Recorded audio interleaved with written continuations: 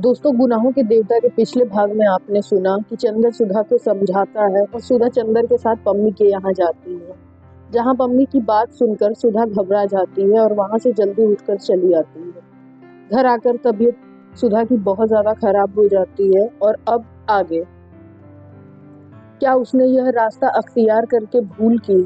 क्या सुधा भी एक साधारण सी लड़की है जिसके प्रेम और घृणा का स्तर उतना ही साधारण है? मानो उसने अपने दोनों के लिए एक ऐसा रास्ता अपनाया है जो विलक्षण के है, लेकिन इससे क्या सुधा और वह दोनों ही क्या विलक्षण नहीं है? फिर सुधा क्यों बिखर रही है? लड़कियां भावना की ही बनी होती हैं, साधना उन्हें आती ही नहीं क्या? उसने सुधा का गलत मूल्यांकन किया था। क्या सुधा इस तलवार की धार पर चलने से में असमर्थ साबित होगी? यह तो चंदर की हार थी। और फिर सुधा ऐसी ही रही तो सुधा चंदर की आत्मा है। इसे अब खूब चंदर अच्छी तरह पहचान गया। तो क्या अपनी ही आत्मा को घोंट डालने की हत्या का पाप चंदर के सिर पर है? तो क्या त्याग मात्र नाम ही है?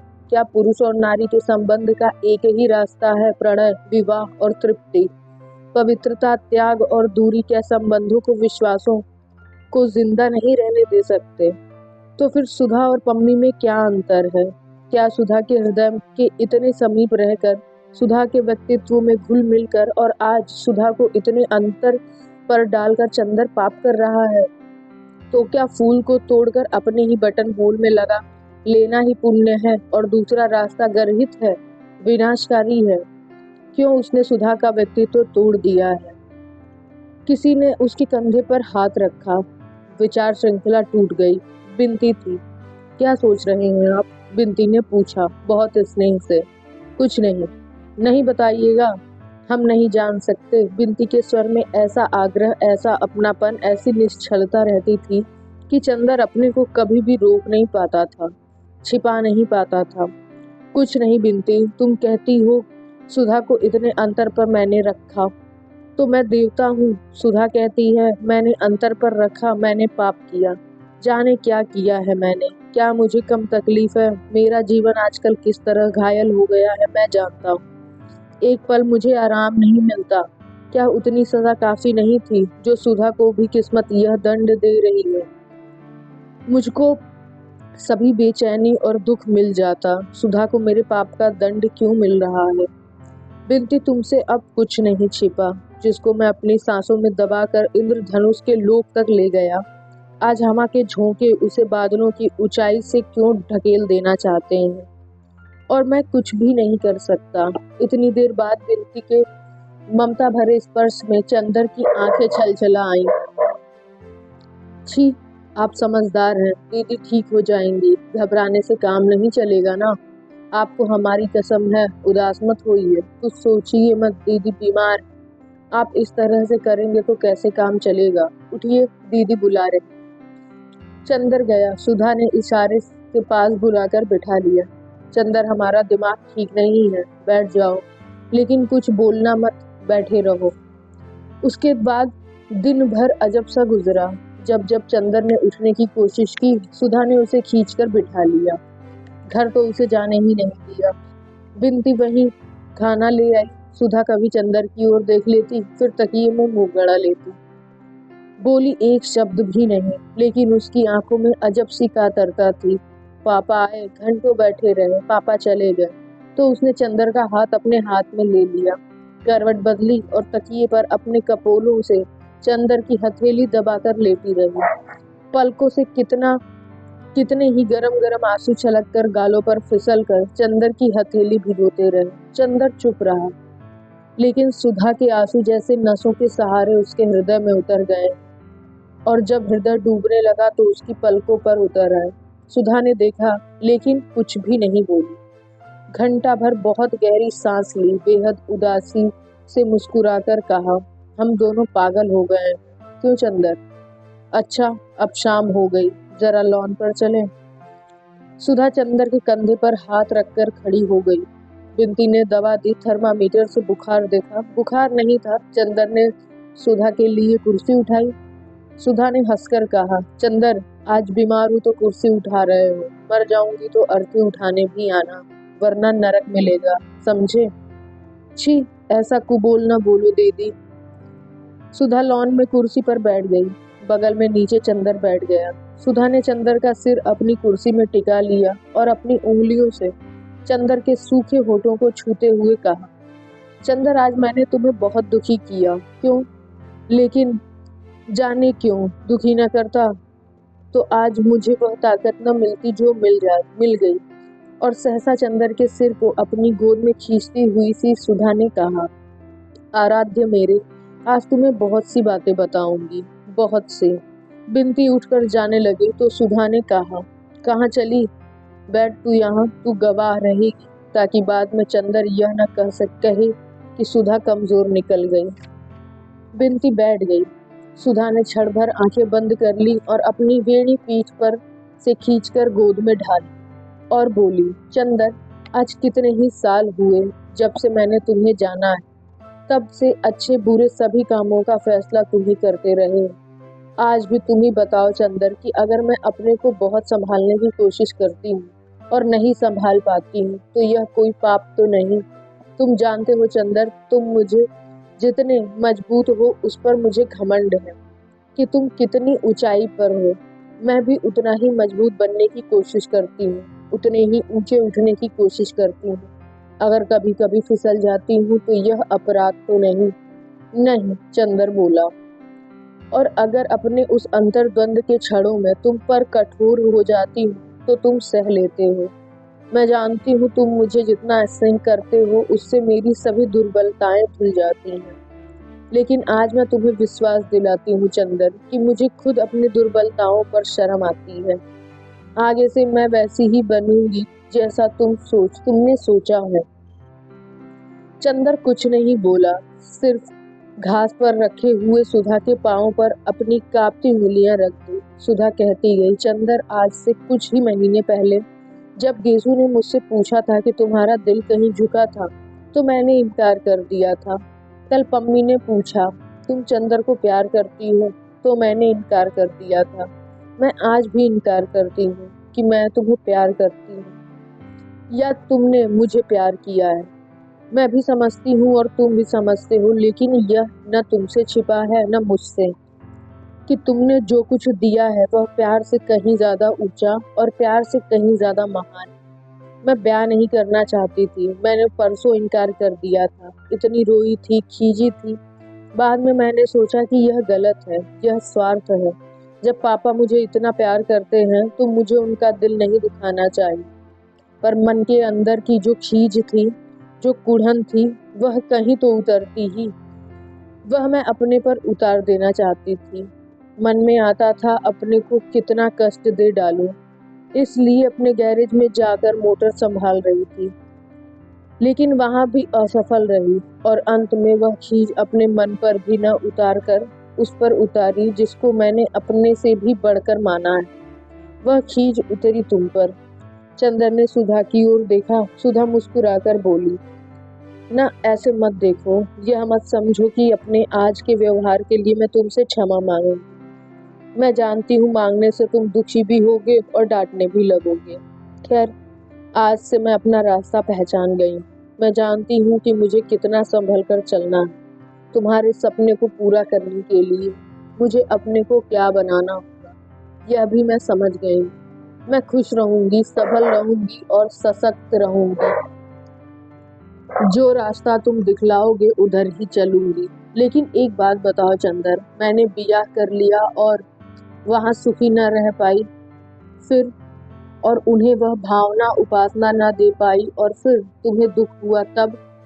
चंदर ने घास का एक तिनका तोड़कर कहा, देखो सुधा, एक बात बताओ, अगर मैं तुम्हें कुछ कह देता हूँ और उसे तुम मुझी को वापस दे देती हो तो कोई बहुत ऊंची बात नहीं है।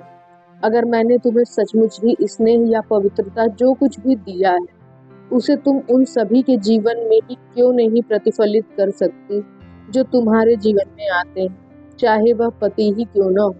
तुम्हारे मन के अक्षय स्नेह भंडार के उपयोग में इतनी कृपणता क्यों है? मेरा सपना कुछ और ही है सुधा। आज तक तुम्हारी सांसों के अमृत ने ही मुझे यह सामर्थ्य दी कि मैं अपने जीवन में कुछ कर सकूं, और मैं यह भी नहीं चाहता हूं कि मैं तुम्हें वह स्नेह दूं जो कभी घटे ही नहीं। जितना बांटो उतना बढ़े, और इतना मुझे विश्वास है कि तुम यदि स्नेह की एक बूंद दो तो मनुष्य क्या से क्या हो सकता है। अगर वही स्नेह रहेगा तो तुम्हारे पति को कभी कोई असंतोष क्या हो सकता है। और फिर कैलाश तो इतना अच्छा लड़का है और उसका जीवन इतना ऊंचा कि तुम उसकी जिंदगी में ऐसी लगोगी जैसे अंगूठी में हीरा।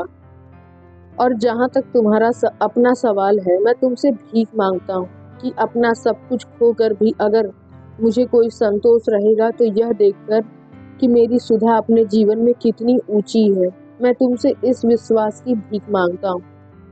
छी, मुझसे बड़े हो चंदर, ऐसी बात नहीं कहते। लेकिन एक बात है, मैं जानती हूँ कि मैं चंद्रमा हूँ, सूर्य की किरणों से ही जिसमें चमक आती है। तुमने जैसे आज तक मुझे संवारा है, आगे भी तुम अपनी रोशनी अगर मेरी आत्मा में भरते गए तो मैं अपना भविष्य भी नहीं पहचान सकूंगी। समझे? समझा, पगली कहीं की। थोड़ी देर चंदर चुप बैठा रहा, फिर सुधा के पांवों से सिर टिकाकर बोला, परेशान कर डाला 3 रोज से। सूरत तो देखो कैसी निकल आई है, और बैसाखी को कुल 4 रोज रह गए। अब मत दिमाग बिगाड़ना, वे लोग आते ही होंगे। बिंती दवा ले आ। बिंती उठकर गई तो सुधा बोली, हटो, अब हम घास पर बैठेंगे। और घास पर बैठकर वह बोली, लेकिन एक बात है, आज से लेकर ब्याह तक तुम हर अवसर पर हमारे सामने रहना। जो कहोगे वह हम करते जाएंगे। हाँ, यह हम जानते हैं, चंदर ने कहा, और कुछ दूर हटकर घास पर लेट गया और आकाश की ओर देखने लगा। शाम हो गई थी और दिन भर की उड़ी हुई धूल अब बहुत कुछ बैठ गई थी। आकाश के बादल ठहरे हुए थे और उन पर अरुणाई झलक रही थी। एक दुरंगी पतंग बहुत ऊंचे पर उड़ रही थी। चंदर का मन अभी भारी था, हालांकि जो तूफान परसों उठा था वह खत्म हो गया था, लेकिन चंदर का मन अभी मरा मरा हुआ सा था। वह सचमुच लेटा रहा। बिनती दवा और पानी ले आई। दवा पीकर सुधा बोली, क्यों चुप क्यों हो चंदर? कोई बात नहीं। फिर बोलते क्यों नहीं? देखा बिनती, अभी अभी क्या कह रहे थे और अब देखो इन्हें। सुधा बोली, हम अभी बताते हैं इन्हें। बिनती बोली और गिलास में थोड़ा सा पानी लेकर चंदर के ऊपर फेंक दिया। चंदर चौंक कर उठ बैठा और बिगड़कर बोला, यह क्या बदतमीजी है? अपनी दीदी को यह सब दुलार दिखाया करो। तो क्यों पड़े थे ऐसे? बात करेंगे ऋषि मुनि जैसे और उदास रहेंगे बच्चों की तरह। वाह रे चंदर बाबू, बिनती ने हंसकर कहा। दीदी, ठीक किया ना मैंने? बिल्कुल ठीक, ऐसे ही इनका दिमाग ठीक होगा। इतने में डॉक्टर शुक्ला आए और कुर्सी पर बैठ गए। सुधा के माथे पर हाथ रखकर देखा, अब तो तू ठीक है? हाँ पापा। बिनती, कल तुम्हारी माताजी आ रही, अब बैसाखी की तैयारी करनी है। सुधा के जेठ आ रहे हैं और सास। सुधा चुपचाप उठकर चली गई। चंदर, बिनती और डॉक्टर साहब बैठे उस दिन का बहुत सा कार्यक्रम बनाते रहे। चंदर को सबसे बड़ा संतोष था कि सुधा ठीक हो गई थी। बैसाख पूनों के एक दिन पहले ही से बिनती ने घर को इतना साफ कर डाला था कि चंदर चमक उठा और घर भी चमक उठा था। यह बात तो दूसरी है कि स्टडी रूम की सफाई में बिनती ने चंदर के बहुत से कागज बुहार कर फेंक दिए थे और आंगन धोते वक्त उसने चंदर के कपड़ों को छींटों से तर कर दिया था। उसके बदले में चंदर ने बिनती को डांटा था और सुधा देख देख कर हंस रही थी और कह रही कि तुम क्यों चिढ़ रहे हो, तुम्हें देखने थोड़े ही आ रही है हमारी सास। बैसाखी पूनों की सुबह डॉक्टर साहब और बुआ जी गाड़ी लेकर उनको लिवा लाने गए थे। चंदर बाहर बरामदे में बैठा अखबार पढ़ रहा था और सुधा अंदर कमरे में बैठी थी। अब 2 दिन उसे बहुत दब दब कर रहना होगा। वह बाहर नहीं घूम सकती, क्योंकि जाने कैसे और कब उसकी सास आ जाए और देख लें। बुआ उसे समझा गई थी और उसने एक गंभीर आज्ञाकारी लड़की की तरह मान लिया था और अपने कमरे में चुपचाप बैठी थी। बिनती कढ़ी के लिए बेसन फेंट रही थी और महाराजी ने रसोई में दूध चढ़ा रखा था। सुधा चुपके से आई, किवाड़ की आड़ से देखा कि पापा और बुआ की मोटर आ तो नहीं रही है। जब देखा कि कोई नहीं है तो आकर चुप्पे से खड़ी हो गई और पीछे से चंदर के हाथ से अखबार ले ली। चंदर ने पीछे देखा तो सुधा एक बच्चे की तरह मुस्कुरा दी और बोली, क्यों चंदर, हम ठीक है ना? ऐसे ही रहे ना? देखा, तुम्हारा कहना मानते हैं ना हम। हाँ सुधी, तभी तो हम तुमको इतना दुलार करते हैं। लेकिन चंदर, एक बार आज रो लेने दो, फिर उसके सामने नहीं रो सकेंगे। और सुधा का गला रूठ गया और आंख छलछला आई। छी सुधा, चंदर ने कहा। अच्छा नहीं नहीं, और झटके से सुधा ने आंसू पोंछ लिए। इतने में गेट पर किसी कार का भोंपू सुनाई पड़ा और सुधा भागी। अरे यह तो पम्मी की कार है, चंदर बोला। सुधा रुक गई। पम्मी ने पोर्टिको में आकर कार रोकी। हेलो मेरे जुड़वा मित्र, क्या हाल है तुम लोगों का? और हाथ मिलाकर बेतकल्लुफी से कुर्सी खींचकर बैठ गई।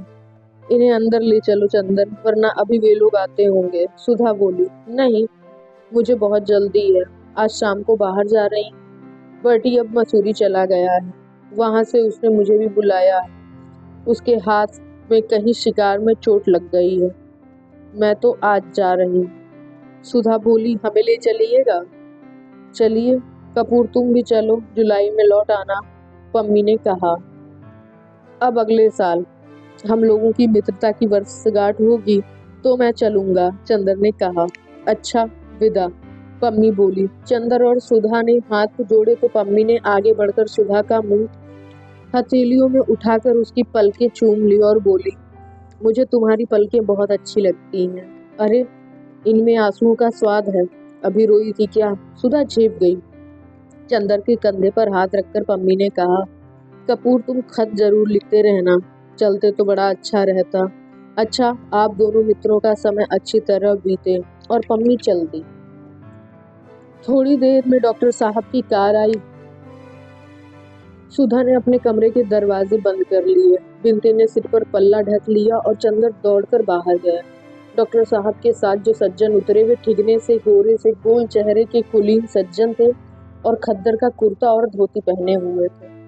हाथ में एक छोटा सा सफरी बैग था।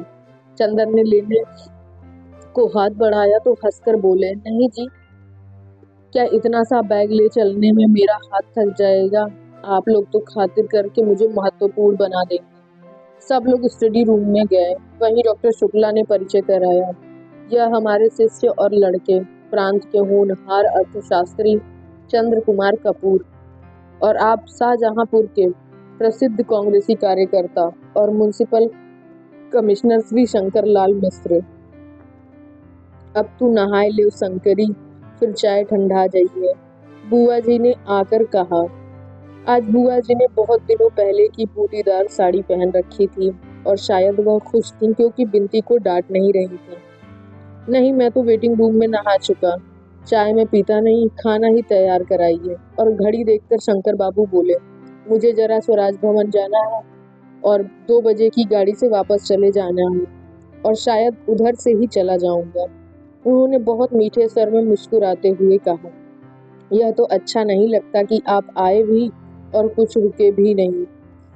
डॉक्टर शुक्ला बोले, हाँ, मैं खुद रुकना चाहता था, लेकिन माँ जी की तबीयत ठीक नहीं है। कैलाश भी कानपुर गया हुआ है, मुझे जल्दी जाना चाहिए।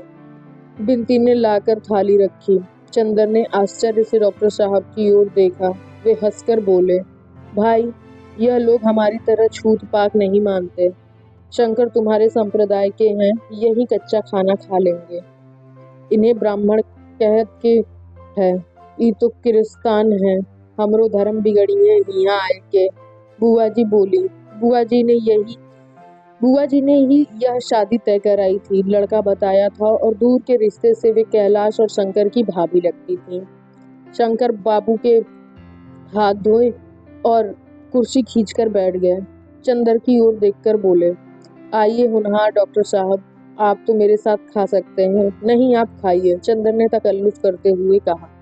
अजीब वाह, मैं ब्राह्मण हूँ शुद्ध, मेरे साथ खाकर आपको जल्दी मोक्ष मिल जाएगा। कहीं हाथ में तरकारी लगी रह गई तो आपके लिए स्वर्ग का फाटक फौरन खुल जाएगा। खाओ।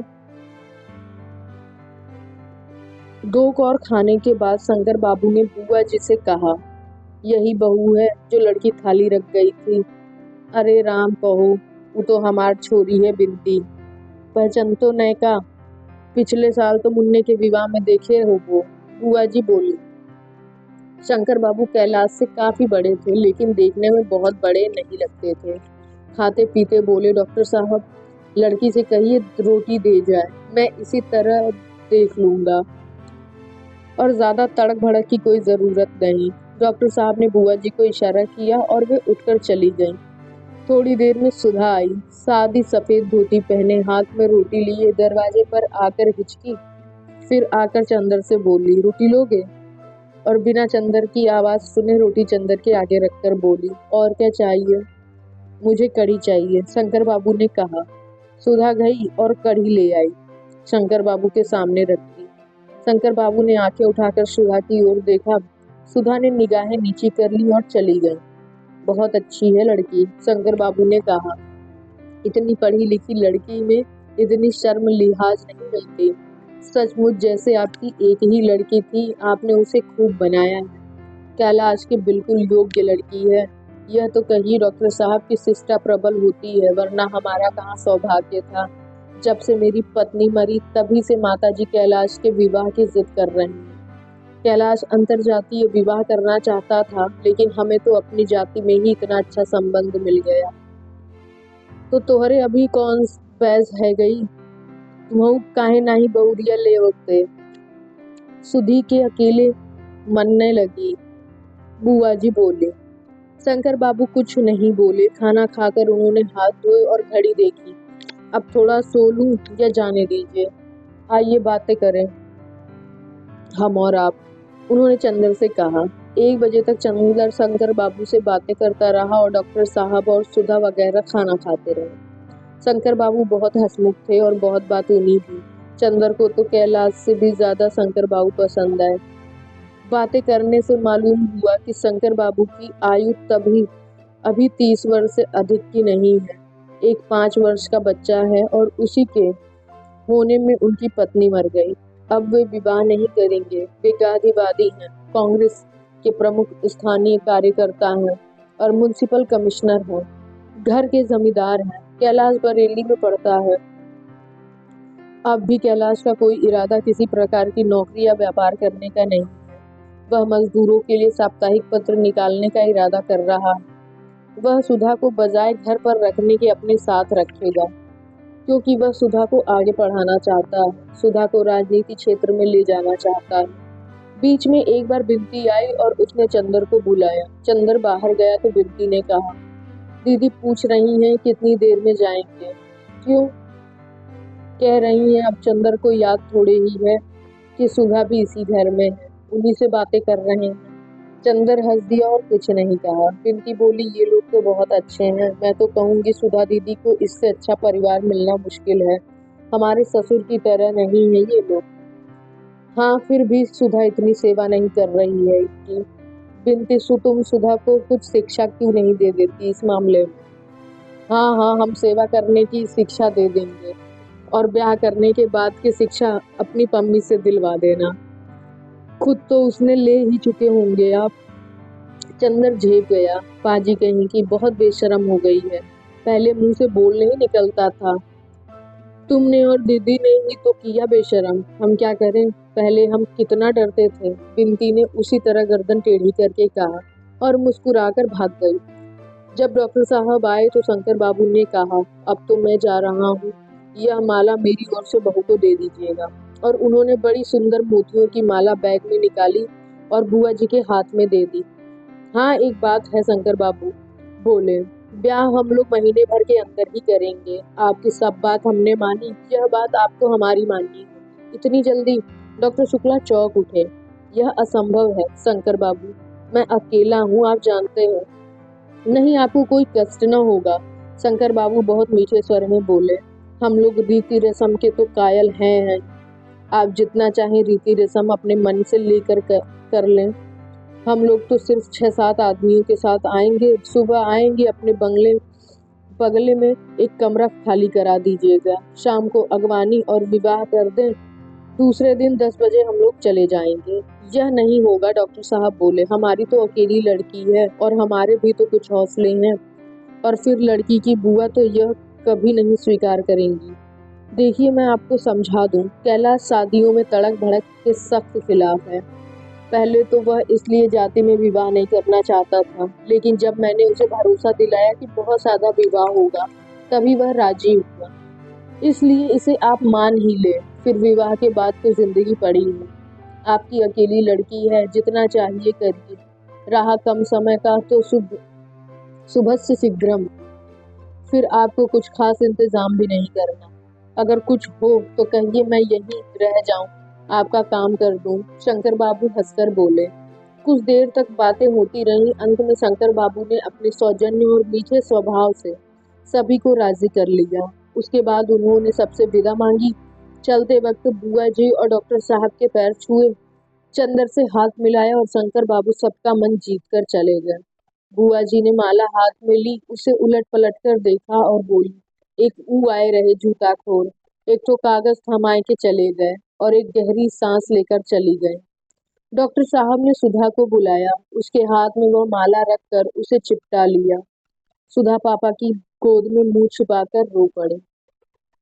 दोस्तों, आगे की कहानी सुनने के लिए बने रहिए हमारे चैनल सीक्रेट स्टोरी के साथ और हमें कमेंट करके बताइए उन किताबों के नाम जो आप सुनना चाहते हैं।